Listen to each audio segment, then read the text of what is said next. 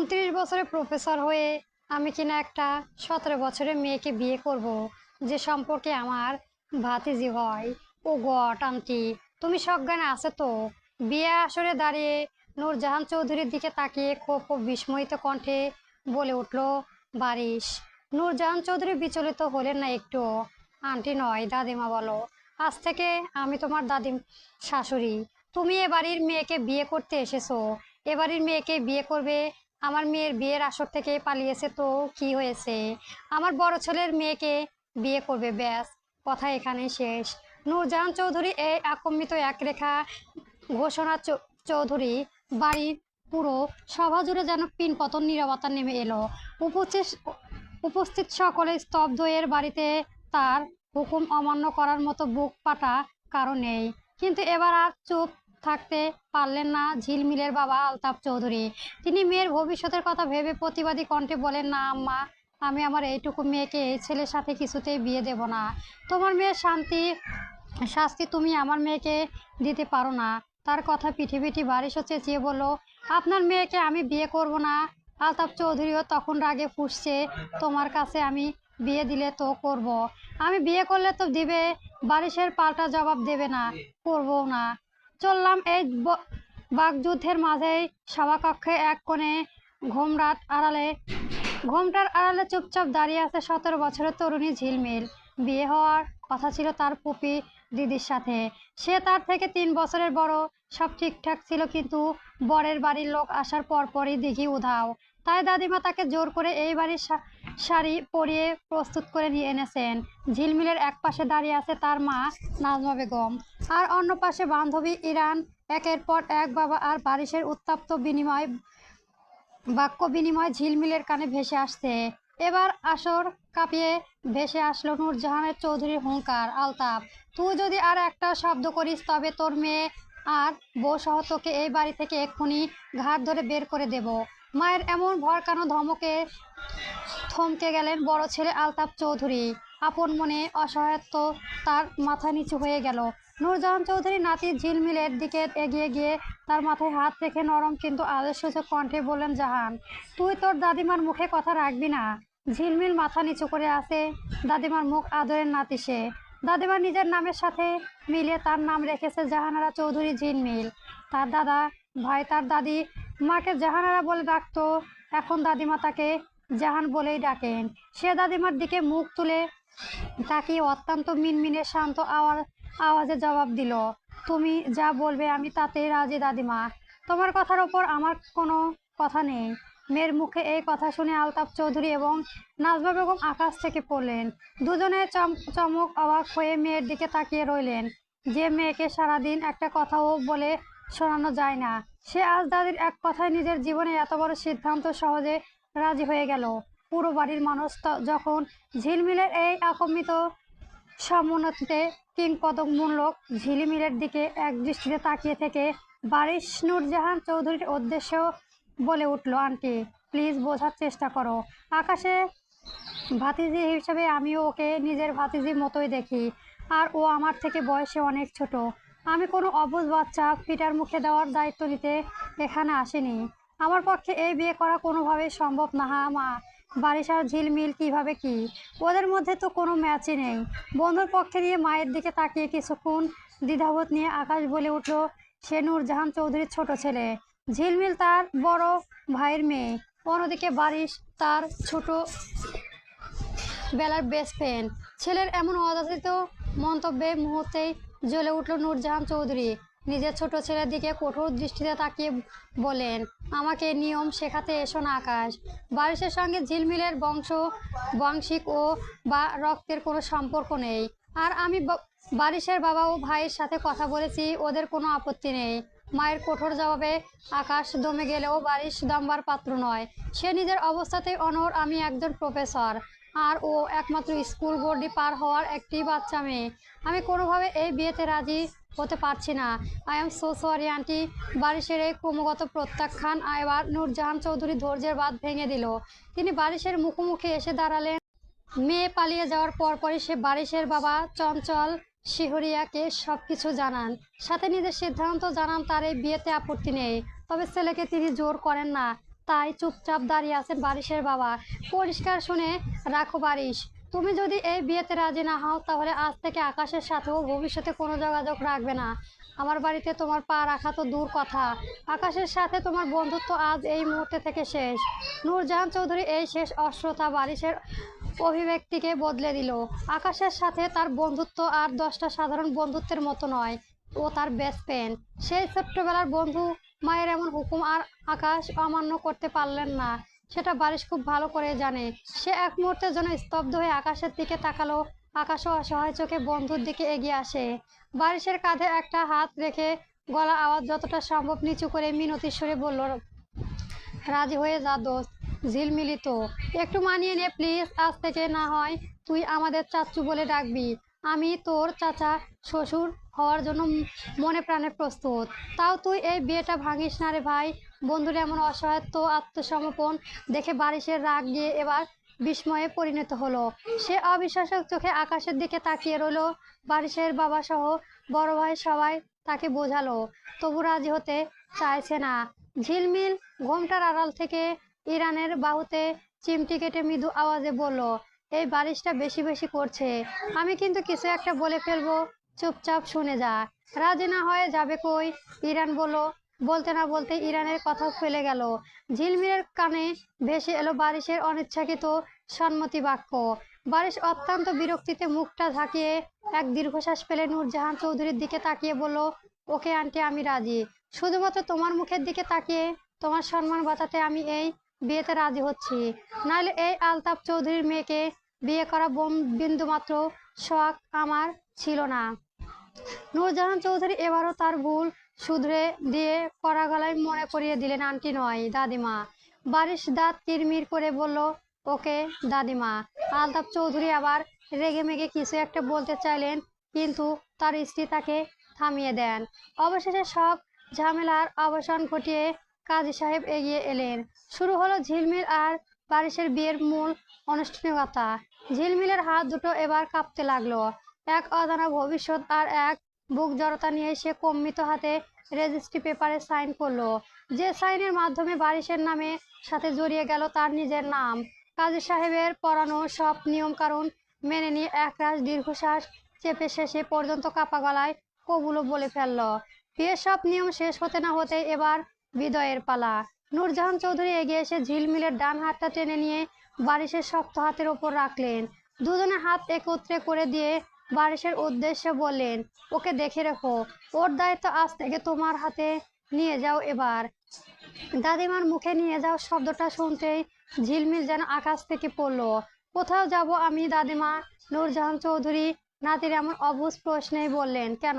স্বামীর সাথে বাড়িতে, স্বামীর বাড়িতে। আজ থেকে ওটা তোমার আসল ঠিকানা। মানে কি? ঝিলমিলের চোখ দুটো এবার গোল গোল হয়ে গেল।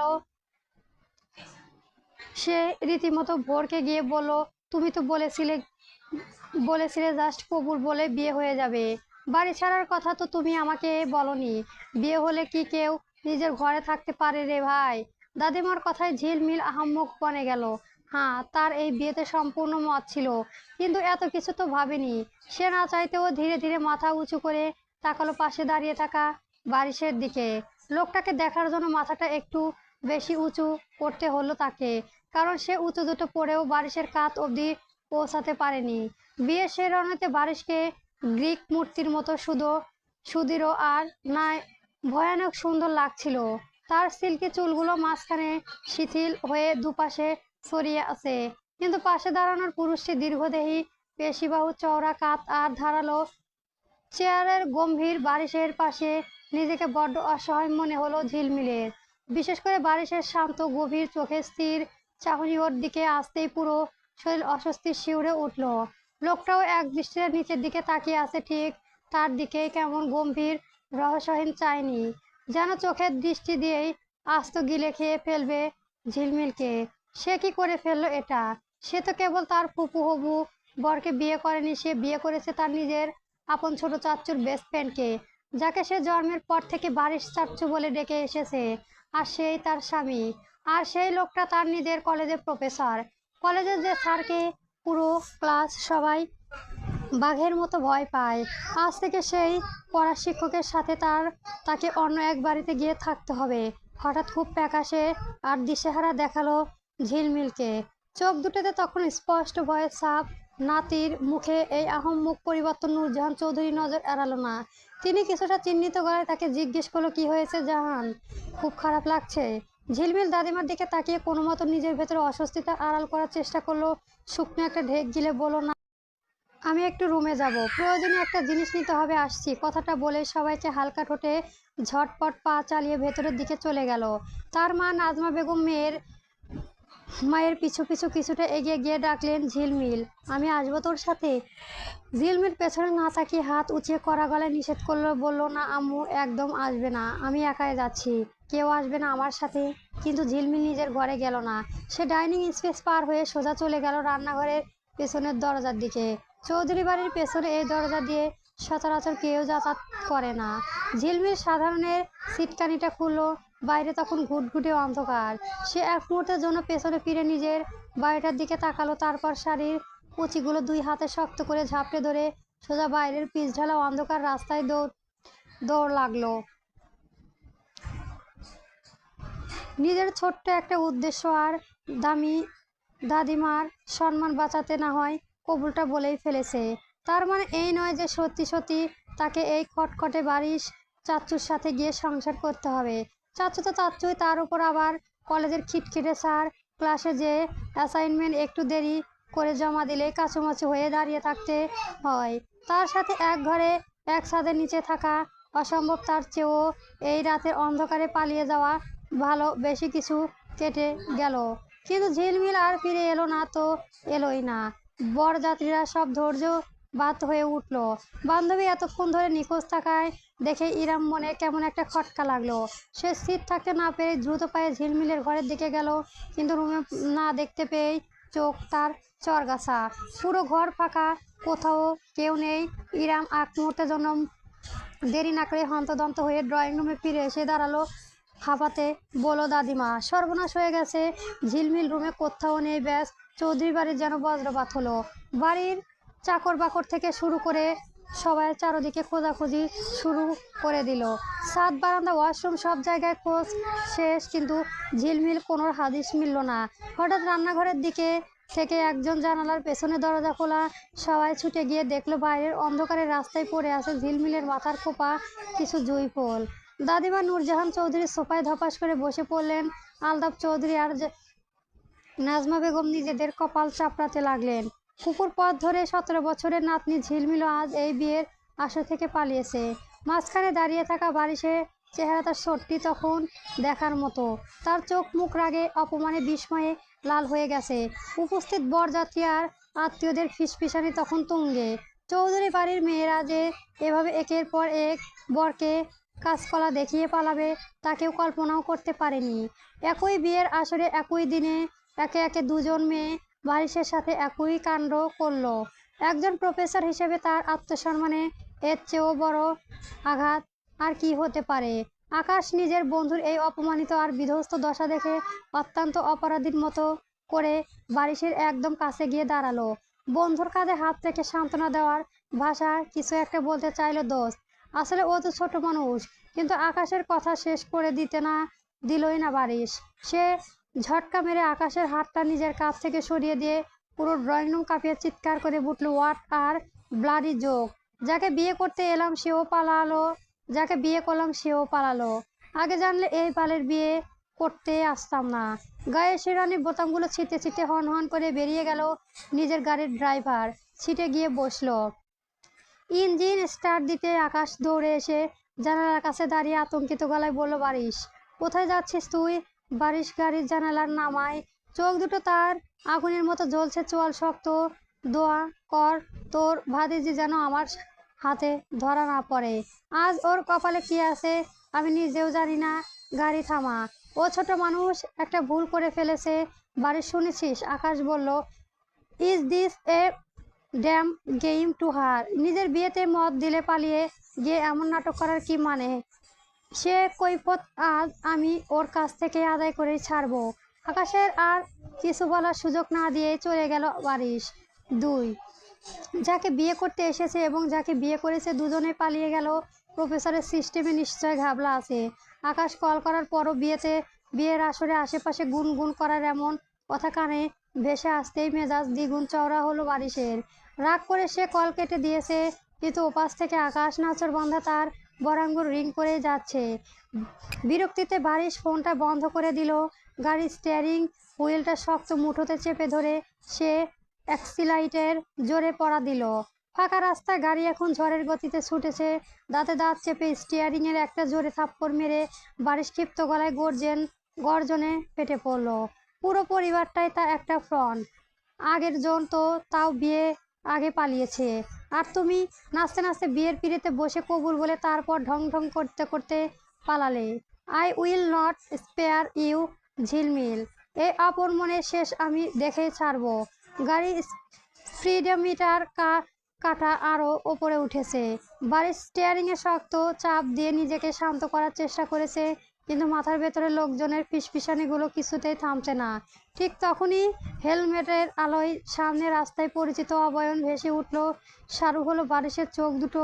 সঙ্গে সঙ্গে সে ব্রেক কষে গাড়ি থামালো। গাড়িটা ঠিক ঝিলমিলে গা ঘেঁষে থেমে যায়। হঠাৎ গাড়ির মুখোমুখি হয়ে ঝিলমিল থমকে দাঁড়ায়, কিন্তু বারিশের গাড়ি চিনতে পেরে তার চোখ জোড়া ভয়ে বর্বর হয়ে গেল। এক সেকেন্ডও নষ্ট না করে সে উল্টো ঘুরে আবার মরিয়া হয়ে দৌড় দিল। ঝিলমিল বারিশের গলা দিয়ে একটা হুঙ্কার বেরিয়ে আসে। সে দ্রুত দরজা খুলে বের হয়ে এসে প্রচণ্ড ক্ষিপ্ততা ঝিলমিলের পিছু নেয়। পালাবে যখন বিয়ে করলে কেন আমায়? দাঁড়াও বলছি, ধরতে পারলে ঠ্যাং ভেঙে দেবো তোমার। বারিশ দৌড়াতে থাকা ঝিলমিলের পিছু ছুটে ছুটে বলেছে, বউ সাজার জন্য বিয়ে করেছি, সংসার করার জন্য নয়। ঝিলমিল দৌড়াতে দৌড়াতে বলল, ভারী সারি গহনা নিয়ে যতটুকু সম্ভব দৌড়াচ্ছিল। বাড়ির অনেকটাই দূরে সে চলে গিয়েছিল। ভেবেছিল এটা বাস বা ট্রেন পেলেই আপাতত দূরে কোথাও চলে যাবে। স্টেশনের কাছাকাছি চলে গিয়েছিল সে, কিন্তু যার জন্য পালিয়েছিল সেই এসে সামনে ধরা দিল। কি তুমি কি দাঁড়াবে? ধরতে পারলে খুব বাজে অবস্থা করবে আমি তোমার। ঝিলমিল এসব কিছুই শুনল না। সে নিজের সবটুকু শক্তি ঢেলে দৌড়াচ্ছে। শাড়ি পরে দৌড়ানোর কারণে শাড়িটা খুলে যাচ্ছিল। সে উঁচু করে রাখা শাড়ির কুচিল সরে দুহাত বুকে জড়িয়ে দৌড়াতে লাগলো। আর ঠিক তখনই বাঁধল বিপত্তি। পায়ের কাছে কাপড়ের ঘেটে আটকে গিয়ে হুমড়ি খেয়ে পাকা রাস্তায় আছাড় খেয়ে পড়ল সে। মেয়েটা এই পতন দেখে বারিশের পায়ে গতি থেমে যায়। ঠোঁটের কোণে বিজয়ের হাসি রেখা ফুটিয়ে সে ধীরে পায়ে এগোতে লাগলো ঝিলমিলের দিকে। মাটিতে বসে থাকা অবস্থাতেই ঝিলমিল ভয়ে ভয়ে পেছনের দিকে সরাতে লাগলো, আর বারিশ ঠিক ততটাই নিঃশব্দে এগাতে থাকলো। ঝিলমিল আরও পেছনে, লোকটা আরও এগোলো। এভাবে কতক্ষণ চলা থাকে। তারপর ঝিলমিল আচমকায় উঠে আবার দৌড়াতে লাগলো প্রতি প্রস্তুতি নেয়। আমাকে ধরা এত সহজ নয়। এইটুকু বলেই বেচারি ঘুরে দাঁড়া দিতে গিয়ে পথের ধারে এক কারেন্টের খাম্বার সাথে সজোরে ধাক্কা খায়। কয়েক মুহূর্তের জন্য চারপাশটা যেন তার চোখের সামনে ঘুরতে লাগলো।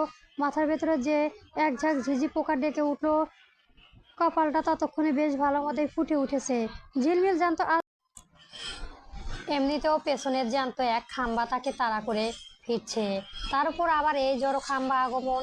ফুটে ওঠা কপালের আঙুল বুলিয়ে যন্ত্রণায় চোখ মুখ কুঁচকে পেছনে না তাকাতেই গালে এসে পড়লো বারিশের শক্ত হাতের আঘাত।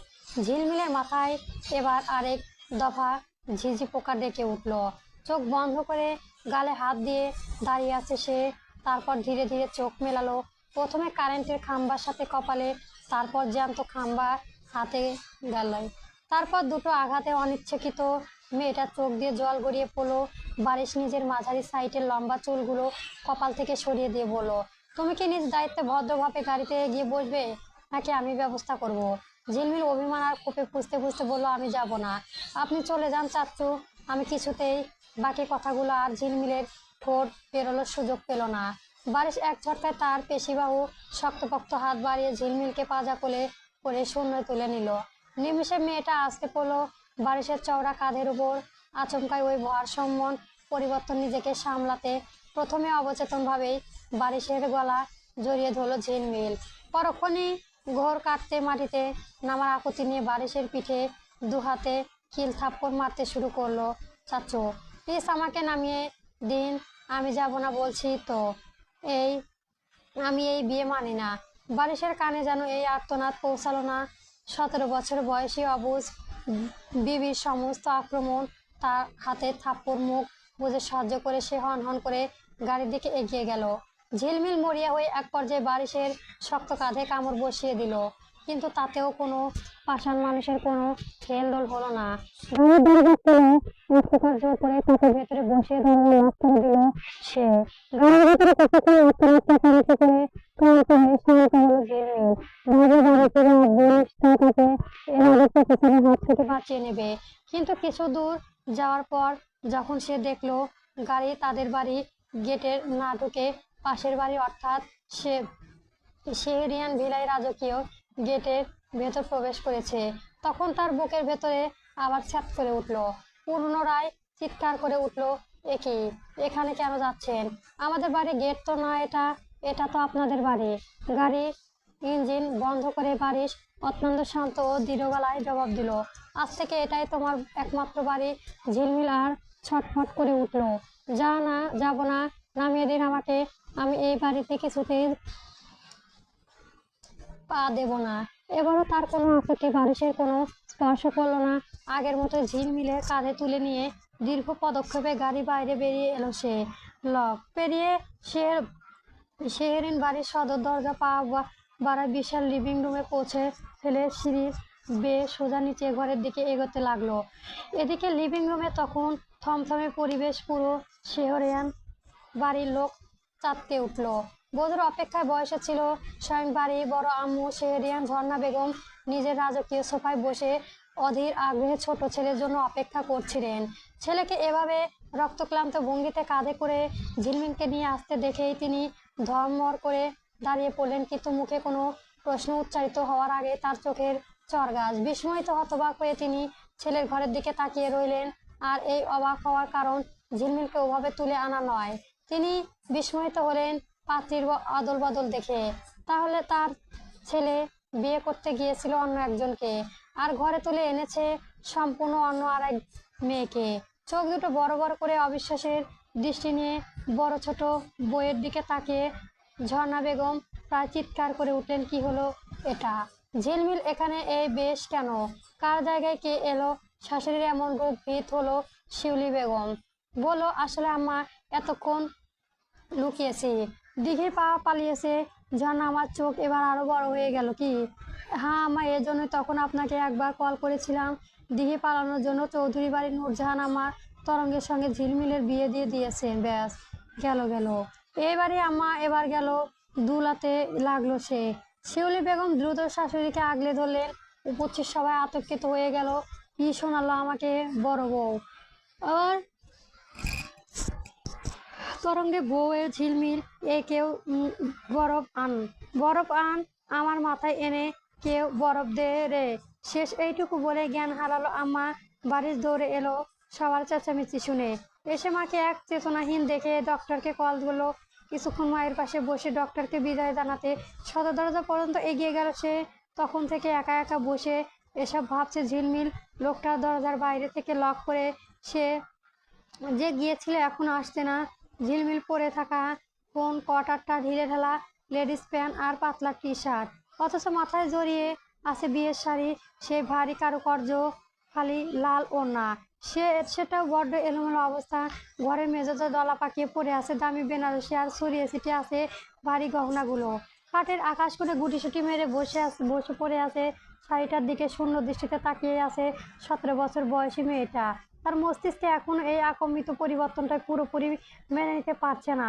ঠিক তখনই নিস্তব্ধ ঘরেতে এক পুরুষালী শীষ বাজাতে শুরু শব্দ ভেসে এলো। ভাবনার সুতোয় ছিঁড়ে গেল ঝিলমিলের। সে খানিকটা চমকে দরজার দিকে তাকিয়ে আবারও মেঝের দিকে তাকালো। পকেটে হাত গুজে হেলে দুলে ঘরের ভেতর পা রাখতে বারিশ। তার গায়ে এখনো বিয়ের শেরওয়ানি, তবে সামনে ওপরে 3টে বোতাম বেখেয়ালে ভাবে খোলা।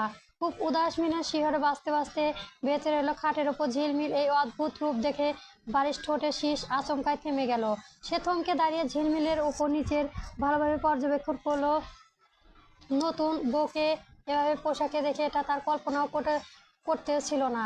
শুকনো একটা ঢোক গেলে কিছু বিস্ময় নিয়ে বলল, এসব কি পড়ে আছো। ঝিলমিল কোনো উত্তর দিল না, এমনকি তার দিকে ফিরেও তাকালো না। এই মেয়ে তোমাকে বলছি। এবার বারিশের কণ্ঠস্বর কিছুটা চড়ালো, তবুও নিষ্পৃত রইল না। ঝিলমিলের কোনো নড়াচড়া নেই। যেখানে জোর খাটিয়ে এক প্রকার তুলে নিয়ে আসা হয়েছে তাকে এই বাড়িতে, তাতে মেয়েটা যে বসে বসে চিৎকার করে কাঁদছে না, এটা অনেক বেশি। কিন্তু বারিশের মতো পুরুষ এই নীরবতা প্রত্যাখ্যান সহজে মেনে নিতে পারল না। সে দ্রুত গায়ে ঝিলমিলের সামনে এসে হাঁটু গেঁজে বসে শক্ত হাতে ওর দু হাতে বাহু চেপে ধরে একটা হালকা ঝাঁকুনি দিয়ে ধরলো। তোমার সঙ্গে কথা বলেছি আমি, কি পড়েছে এগুলো? আর কাপড় নেই। ঝিলমিল এবার চোখ তুলে তাকালো। মাত্র কয়েক ঘন্টা আগে চাচার থেকে আচমকাই স্বামী বলে যাওয়ার পুরো চোখের দিকে সোজা করে তাকালো। বারিশের প্রশ্নে কোনো জবাব না দিয়ে তীব্র শান্তিতে নিজের বাহু দুটো ও বাঁধন থেকে ছড়িয়ে নিয়ে অত্যন্ত দৃঢ় গলায় বলল, আমাকে ধরবেন না চাচ্চু, আপনি আমার চাচ্চু, সেটা ভুলে যাবেন না। কথাটা শুনে বারিশের চোখ শক্ত হয়ে এলো। ঝিলমিলের দিকে সামান্য ঝুঁকে চোখের মণি সারু করে ফিসফিসিয়ে ছিলাম চাচ্চু ছিলাম। Now I am your husband Mrs Barish. শুনেও কেমন গা গুলিয়ে গেল ঝিলমিলের। এই লোক তার চাচ্চুর বেস্ট ফ্রেন্ড, তার প্রতিবেশী পাশাপাশি বাসায় তাদের। বাড়ির শুধু তার চাচ্চুর বেস্ট ফ্রেন্ড না, তার চাচ্চুর আত্মা বলা যায়। পাশাপাশি বাড়ি হওয়ায় তাদের দু পরিবারের ঘনিষ্ঠতাও অনেক বছর ধরেই প্রবল। তুমি এমন ভাব করছো যেন আমি তোমাকে জোর করে বিয়ে করেছি। তোমার দাদিমা তোমার আমার গলায় ঝুলিয়ে দিয়েছে। বারিশ বলল, আমাকে ঝুলিয়ে দিয়েছে? আমাকে আপনাকে আমার গলায় ঝুলিয়ে দিয়েছে? কেঁপে উঠল ঝিলমিল। আমি কি তোমাকে বিয়ে করতে গিয়েছিলাম? আমি কি আপনাকে বিয়ে করার জন্য বউ সেজে বলেছি? পিঠাপিঠ বলে ঝিলমিল। হ্যাঁ, এই তো বসে আছো। বারিশ কপাল হেসে ঝিলমিলের মাথায় থাকা লাল দোপাট্টার দিকে ইশারা করে বলল। ঝিলমিল এবার আর রেগে গেলে এক হাত বারিশের শেরওয়ানির এক পায়ে চেপে ধরে বলল, এটা কি? আপনি তো জামাই সেজে বসে আছেন। বারিশ খুব উপন্যাস ভঙ্গিতেও বলল, আমি তো তোমার জন্য সাজিনি, কিন্তু তুমি আমার জন্য সেজেছো। সাজিনি? সাজানো হয়েছে, জোর গলায় বলো সে। যাই হোক, সাজানো হলেও সেটা আমার জন্যই হয়েছে। কিন্তু আমি তো তোমাকে বিয়ে করতে যাইনি, আমিও তো পালিয়ে গিয়েছিলাম। কেন? এই নিয়ে বলল আমাকে। ঝিলমিল বলল, যখন পালিয়েছো তখন আমাদের বিয়ে হয়ে গেছে। তুমি আমার বউ হয়ে গেছো। বারিশ বউ আর প্রফেসর ফাইজান বারিশের বউ বিয়ের দিনই পালিয়ে গেছে, এটা সবাই জেনে গেলে আমার প্র্যাকটিস যাবে। নইলে তোমাকে ধরে আনার কোনো ইচ্ছে ছিল না। আমার নিজেকে প্রফেসর দাবি করতে লজ্জা করছে না আপনার? সে ভদ্র আছে আপনার মধ্যে। কলেজের সবাই যেদিন আপনার আসল মুখোশ জানবে সেই দিন দেখবে প্র্যাকটিস কিভাবে ধরা রাখায়। আমার সেখানে ভালো প্রফেসর হওয়ার ইচ্ছে নেই, যে কারণে আমি সেখানে গিয়েছিলাম। তখন খুব ভালো এগোয়েছে। তুমি বরং তোমার বাবা চিন্তা করো। আমার বাবার সাথে আপনার কিসের এত শত্রুতা? হ্যাঁ, বারিশ অবাক হওয়ার মতো করে বলল, শত্রুতা কেন থাকবে তোমার? সে একমাত্র শ্বশুর। ঝুঁকে আরো কাছে গেল, চোখ বোবার আরো অষ্টধাসীয় সর্বাঙ্গে। সব খুলে ফেলেছে, মাথায় এটা খোলেনি কেন? মাথায় থাকায় দুপাট্টার দিকে তাকিয়ে বলল, অনেক চেষ্টা করেছি খোলার। বারিশ নিজে এবার সেটা খোলার জন্য ঝিলমিলের মাথা থেকে হাত লাগালো। বাধা দিল না ঝিলমিল। সে এটা খোলার জন্য অপেক্ষায় নিজে নিজে যুদ্ধ করেছে। বারিশ সেটা খুলতে খুলতে ঝিলমিলের দিকে আরো বেশি ঝুঁকালো। ঝিলমিল যত পেছনে সে তত ঝুঁকে যাচ্ছিল। অবশেষে খুলতে সক্ষম হয়, কিন্তু তবুও বারিশ সেভাবেই থেকে বলল, আজ আমাদের বাসর রাত। হঠাৎ এমন বাক্য জমে গেল। ঝিলমিল বারিশের দিকে তাকিয়ে থাকলো বড় বড় করে। তারপর খানিকটা আতঙ্কিত গলায় বলল, আপনি ঠিক আছেন তো বাড়ির চাচ্চু? হোয়াট দ্য হেল চাচ্চু বলে মুড নষ্ট করেছো কেন? কিসের মুড? বারিশ কিছু বলো না, সে সোজা চলে গেল ওয়াশরুমে। পোশাক পাল্টে এসে কোনো ভূমিকা ছাড়াই গম্ভীর গলায় বলল, বের করো, পড়তে বসো।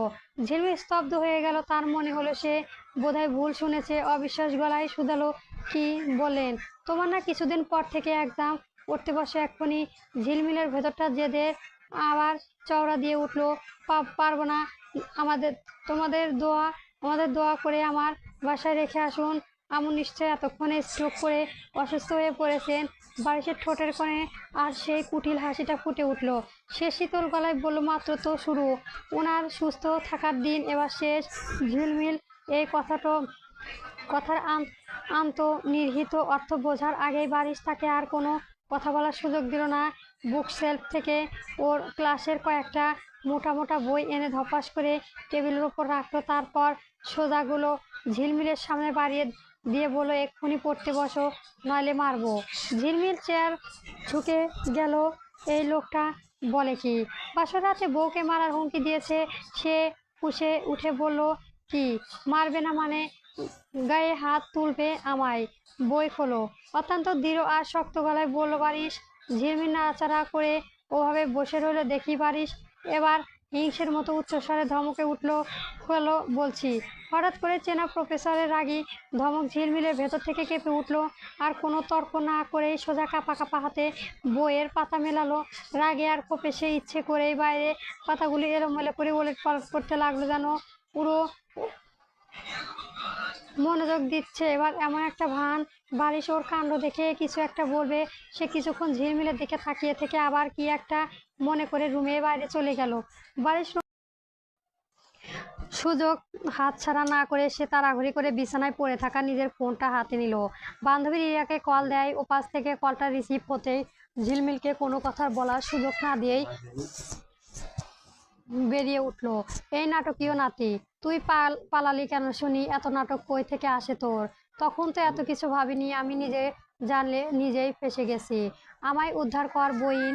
আমি কিভাবে চাচুকে বিয়ে করলাম? ও মাই গড, সে আমার কলেজের স্যার। ছি ছি, তুই জানিস উনি আমাকে পড়তে বসিয়েছে? বাসর রাতে খাম্বা স্যার আমাকে পড়তে বসিয়েছে। কেঁদে দিল ঝিলমিল। কি তাই বলে পড়তে বসালো? হ্যাঁ, বাসর রাতে সবাই জামাই বউকে শাড়ি খুলতে বলে, আর আমার জামাই বলে বই খুলতে। এমন খাম্বা স্যার খোদায় আমার কপালে কেন দিল? শাড়ি তো তুমি খুলেই বসে আছো, নতুন করে আর কি খুলতে বলবো? গম্ভীর আকম্মিতায় পুরুষালী কণ্ঠস্বরে গম্ভীর চমকে ওঠে কিশোরী। তাড়াহুড়ি করে ফোনের সংযোগ বিচ্ছিন্ন করে বিছানার উপর রেখে দেয় ফোন। দরজার চৌকাঠ পেরিয়ে ঘরের ভেতরে হেঁটে আসতে সে রাজবাড়ি পুরুষ ঝিলমিল কোলোমতায় নিজের ভেতরে ভীতিটুকু আড়াল করে অবাধ্য গলায় বলল, আমি বাড়ি যাব। বাড়িতে তো আছোই। যুবকের কণ্ঠস্বর অনুভূতি নেশা মাত্রহীন। মেয়েটির নজর হঠাৎ লোকটার ডান হাতের দিকে গেল। সে কিছুটা কৌতূহলী ও সন্দেহারা দৃষ্টিতে তাকিয়ে শুধালো, ওটা কি আপনার হাতে? বারিশ কোনো মৌখিক উত্তর না দেওয়ার প্রয়োজন বোধ করলো না। ধীরে পায়ে এগিয়ে এসে বিছানার দিকে কোনো দ্বিধা ছাড়াই খাটের পাশে এক হাঁটু মুড়ে বসে সুতি কাপড়ের মোড়ানো বরফের টুকরোটি চেপে ধরে ঝিলমিলের কপালের ঠিক অংশটায়, যা কিছুক্ষণ আগে বৈদ্যুতিক খুঁটির সাথে ধাক্কা খেয়ে ফুলে উঠেছিল। বারিশের হাতে থাপ্পড়ে গালটাও লাল হয়ে আসে। পথের ওপর আচমকায় সেই হিমশীতল স্পর্শ লাগতে যন্ত্রণায় কুঁকড়ে উঠে তার তীব্র চিৎকারে ঘর কাঁপিয়ে তুলল বালিকা। আরে কি করেছে? কি? ছাড়ুন আমাকে। ভ্রু জোড়া কুঞ্চিত হয়ে গেল বারিশের। হাতে বরফটা একপাশে ছুঁড়ে ফেলে দিয়ে তিনি চোখের পলকে নিজের চওড়া হাতের তালু দিয়ে মেয়েটির মুখ চেপে ধরল। সে বলিষ্ঠ বারণের নিচে বাকি চিৎকারটুকুও গুমোট মরে গেল। সে নিজের মুখটা স্থিরবতী সন্ধির কোটে এনে দাঁতে দাঁত চেপে অত্যন্ত চিৎকার রুক্ষ ধমকের সুরে বলল, এভাবে চিৎকার করছো কেন? নিচে এখনো বাড়ির বড়রা জেগে আছে। একদম চুপ কিভাবে সবাই? ঝিলমিল তার মুখের উপর থাকা হাতটা সরিয়ে দেওয়ার চেষ্টা করে যন্ত্রণায় চোখ মুখ কুঁচকে ঝাঁঝরালো গলায় বলল, আপনি এটা আমার মাথায় এভাবে চেপে ধরেছেন কেন? বাড়ির সোজা হয়ে দাঁড়ালো। অত্যন্ত কর্কশ ঠান্ডা গলায় জবাব দিল সে, অনেক শখ হয়েছে ধরায় তাই ধরেছি। ডিসগাস্টিং। ঝিলমিল নিজের ক্ষোভ প্রকাশের সুযোগ পেল না। হঠাৎ করে নিচতলা থেকে ভেসে এলো তার অতি পরিচিত কণ্ঠ ডাক। তার আব্বু ডাকছে। চেনা গলায় আওয়াজ তার কানের কাছে পৌঁছতে কিশোরী এক মুহূর্তে দাঁড়ালো না। ঝড়ের বেগে ঘর থেকে বেরিয়ে নিচে চলে গেল। বারিশ এই বিচ্ছু মেয়েটিকে কোনোভাবে আটকে রাখতে পারল না। অগত্য সেও শান্ত পায়ে তার পিছু পিছু নিচতলার দিকে এগিয়ে গেল। লিভিং রুমে পা রাখতে ঝিলমিলকে দেখে আলতাফ চৌধুরীর উগ্ন কণ্ঠে প্রশ্ন ছিল, ওভাবে চিৎকার করছিলে কেন মা? কি হয়েছে তোমার? আর এখানে কি হয়েছে? মেয়ের কপালে আঙুল রাখলেন। তার পাশে তখন আকাশের চোখেও একরাশ সংঘর্ষণ। ঝিলমিল কিছুটা আমতা আমতা করে নিজেকে সামলে নেওয়ার চেষ্টা করলো। না আব্বু, কিছুই হয়নি। এমনকি এমনি ঝিলমিল পেছনের সিঁড়ি গোড়ায় এসে দাঁড়িয়ে বারিশ তাকে দেখা মাত্রই আলতাফ চৌধুরী আশঙ্কায় এক প্রকার তেড়ে গিয়ে জামাতার মুখোমুখি হলেন। এই ছেলে, কি করেছিস তুই আমার মেয়ের সাথে? ও আমার অত্যাচিৎকার করেছিল কেন? বারিশ প্রথম আর চোখে একবার অষ্টর হয়ে দাঁড়িয়ে থাকা ঝিলমিলের দিকে তাকালো, পরক্ষণই শ্বশুরের দিকে ফিরে ঠোঁটে তাচ্ছিল্যর হাসি ফুলিয়ে অত্যন্ত সাহস গলায় জবাব দিল, আপনি যা ভাবছেন ঠিক সেটাই। বাসর ঘরে ঝিলমিলে চিৎকার করে বারিশের মুখের এমন দ্বিধাহীন দণ্ডহীন উত্তর। লিভিং রুমে তখন বারিশের বাবা আর বড় ভাইও উপস্থিত ছিলেন। ছোট এমন ব্যবহায়া সোজাসাপটা মন্তব্য শুনে দুই পুরুষ অস্বস্তিতে পড়ে গেল।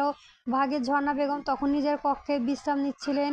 অনাথায় ছেলের মুখে এমন কথা শুনে নির্ঘাত তিনি অন্ধকারে দফায় জ্ঞান হারাতেন। বারিশের মুখে এমন লাগামহীন প্রত্যুত্তর শুনে আলতাফ চৌধুরীর আগে পুষতে পুষতে তার দিকে আঙুল উঁচিয়ে গর্জে উঠল, কি বলছেন তুমি? তোমার সাহস তো কম নয় বারিশ। আমার অবুঝ মেয়েটার গায়ে হাত তুলে তোমার একটু বাঁধলো না? বিয়ের প্রথম রাতেই এই তোমার আসল রূপ। শিক্ষাদানের নামে এই পরিবর্তন তুমি নিজের ঘরে করো। বিচলিত হয় বারিশ। সে নিজের স্বভাব উদাসীনতা বজায় রেখে অত্যন্ত নির্বিঘ্ন গলায় বলল, কি এমন করলাম আমি?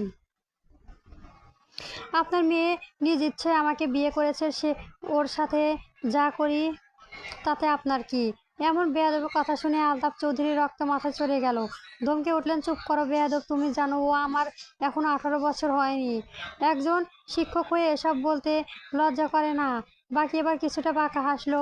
শ্বশুর মশাইয়ের দিকে সোজাসুজি তাকিয়ে অত্যন্ত কর্কশ সাপ গলায় জবাব দিল, শিক্ষক? কে শিক্ষক? শিক্ষক আমি কলেজে, বাসায় না। আপনার মতো সব জায়গায় গিয়ে শিক্ষকতা দেখাতে পারবো না। যেখানে দেখানোর দরকার সেখানেই দেখাবো। Just wait and watch.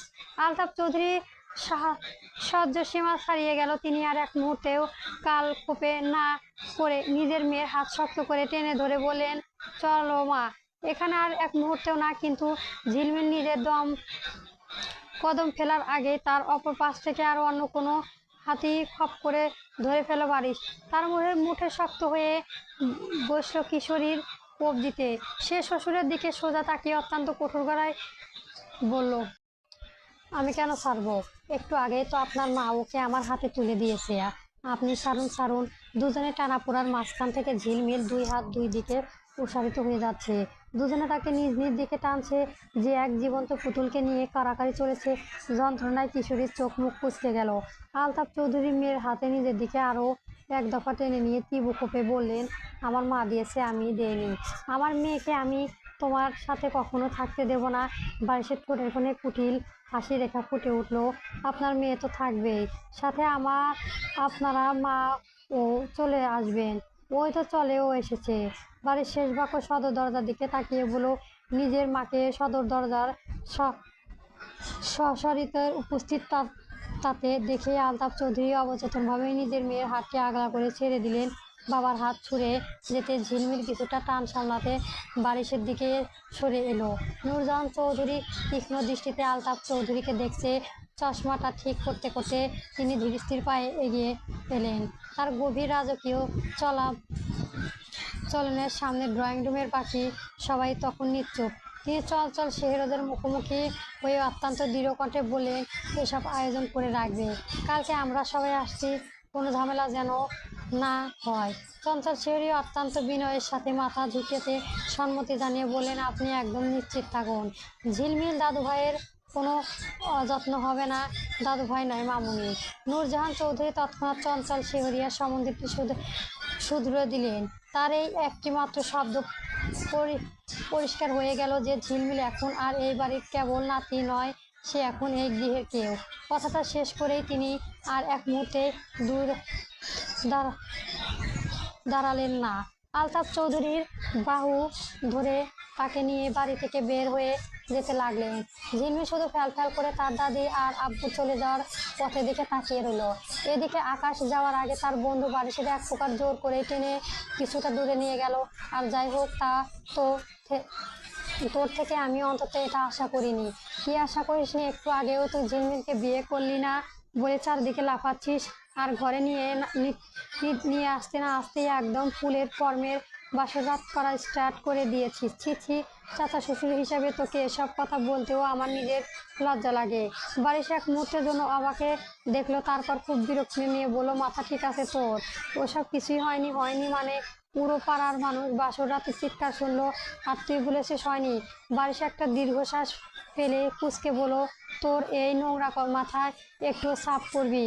ওই খাম্বার সাথে বেরিয়ে বাড়ি খেয়ে কপাল ফুলিয়ে এসেছে। আমি জাস্ট বরফ দিয়ে গিয়েছিলাম আর ও ডাইনোসরদের মতো চিৎকার করে দিয়েছিল। আকাশ চুড়ে গেল। সে ঘাড় ঝুঁকিয়ে ঝিলমিলের দিকে তাকালো। মেয়েটার এক কোণে চুপচাপ দাঁড়িয়ে ওদের দিকে তাকিয়ে আছে। ওদের কথা শোনার আপ্রাণ চেষ্টা করেছে, তবে দূরত্বর কারণে বুঝতে পারছে না। আকাশে আলতো হেসে ডেকে উঠলো, যাও মামনি, রুমে গিয়ে শুয়ে পড়ো। হ্যাঁ যাও মামনিও, রুমে যাও। আকাশে দেখা দেখি ও পিঠের রাশভারীও ভাঙানোর মতো করে একদম একই টেনে বলে উঠলো। বন্ধুর মুখে এই ঢাক শুনে অবাক, তৎক্ষণাৎ ভ্রু কুঁচকে সম্বোধন করে দিল, বলল। কোনো উত্তর দিল না সে। উল্টো আকাশের হাত শক্ত করে ধরে সদর দরজার দিকে টেনে নিয়ে যেতে যেতে ইচ্ছে করে বেশ উচ্চস্বরে বলল, সরি, যাও সোনা, রুমে যাও। কিন্তু ঘুম পারো না যেন? আমি আসছি এক্ষুনি।